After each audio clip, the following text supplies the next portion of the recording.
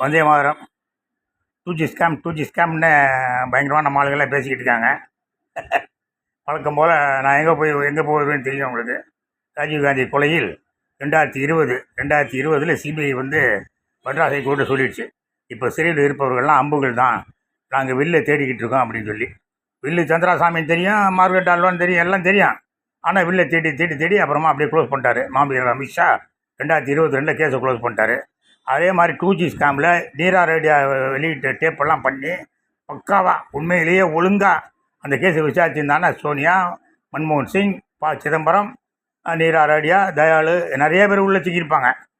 அதெல்லாம் ஒன்றும் கிடையாது. டிஎன்சி கிரிக்கெட் சங்கத்தால் கூட சிக்கியிருப்பான்னு நினைக்கிறேன். அதனால் எங்கே போனாலும் இந்த அம்புகள் தான் சிக்கும். ஆனால் இந்த கேஸில் மட்டும் கொஞ்சம் வித்தியாசமாக நம்ம ராசா அண்ணனும் கனிமொழி மேடமும் சிக்கிக்கிட்டாங்க.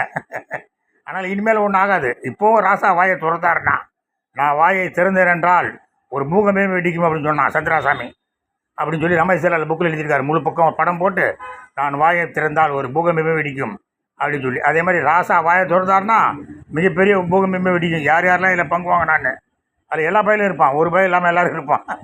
அதில் 2G ஸ்கேம் சொல்லி காமெடி பண்ணிட்டு இருக்காங்க. எப்படி ராஜீவ்காந்தி கொலை மிகப்பெரிய காமெடி விஷயமாகி போச்சோ, 2G ஸ்கேமும் மிகப்பெரிய காமெடி. அவ்வளோதான். நான் வந்து 2016 குளத்தூரில் நின்னேன் நம்ம ஸ்டாலின் எதிர்த்து. என்னுடைய பேங்க் பேலன்ஸ் 1,76,000 கோடி 2G ஸ்கேம் அமௌண்ட்டு. அதே மாதிரி பெரம்பூரில் நின்னேன் 2019 இடைத்தேர்தலில். அங்கேயும் என்னோடய பேங்க் பேலன்ஸ் 1,76,000 கோடி, எனக்கு 4 லட்சம் கோடி கடன் இருக்குது, கூடநாட்டில் எஸ்டேட் இருக்குது, 800 ஏக்கர் எஸ்டேட் இருக்குது, கோபாலபுரத்தில் 7 வீடு இருக்குது, கோயம்புத்தூரத்தில் பங்களா இருக்குது அப்படின்னு காமெடி பண்ணேன். அதனால் யாரும் அதெல்லாம் பெரிய பெரிய காமெடி பண்ணாலும் தேர்தல் ஆணையம் கண்டுக்காது எல்லாம். ஏன்னா எல்லாம் டுபாக்கரை போச்சு. இப்போ உண்மையிலேயே ஒரு போலி எஃப்ஐஆர் தாக்கல் செய்தால் கிரிமினல் குற்றம்னு இருந்தது 2004 கிரிமினல் குற்றம்னு. இப்போ அதை 2004 கார்த்திக் சிதம்பரம் மாட்டிப்பார் அப்படின்னு சொல்லி சட்டத்தையே திருத்திட்டாங்க, சிவில் மேட்டர் ஆக்கிட்டாங்க. ஏப்ரல் 7 ஒரு சீவாத்சவா அப்படின்னு சொல்லி ஒரு இன்கம் டேக்ஸ் கமிஷனர் போய் சிவகங்கை ரிட்டர்னிங் ஆஃபீஸர்கிட்ட, அங்கே தான் கார்த்திக் சிதம்பரம் நிற்கிறாரு. அவர்கிட்ட போய் நிறைய பொய் சொல்லியிருக்காரு இவர். இந்தாங்க பாருங்கள், அவர் டாக்குமெண்ட் நான் 148 பக்கத்து கொடுக்குறேன், இந்தாங்க அப்படின்னு சொல்லி 148 பக்கம் கொடுக்குறாரு.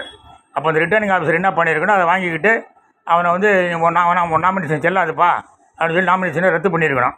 ஒன்றும் பண்ணல. ஏப்ரல் 27 சட்டத்தை திருத்திட்டாங்க. பொய்யான அஃபிடவிட் தாக்கல் செய்தால் அது கிரிமினல் குற்றம் அல்ல, சிவில் குற்றம். இது வரைக்கும் யார் சொல்லி எப்படி மாற்றினான்னு தெரியாது. நம்ம மோடி பாய் கூட ஏன்னு கேட்க மாட்டேங்கிறாரு. அமித்ஷா கேட்கணும், மாவீரர் அமித்ஷா கேட்கணும். அந்த டாப் லெவலே விட்டுருவாங்க, நம்ம லோக்கல் லெவலுக்கெல்லாம் பெரிய ஆளாக பண்ணாங்கன்னா. அதனால் தேர்தல் ஆணையமே ஒரு பெரிய கூத்து.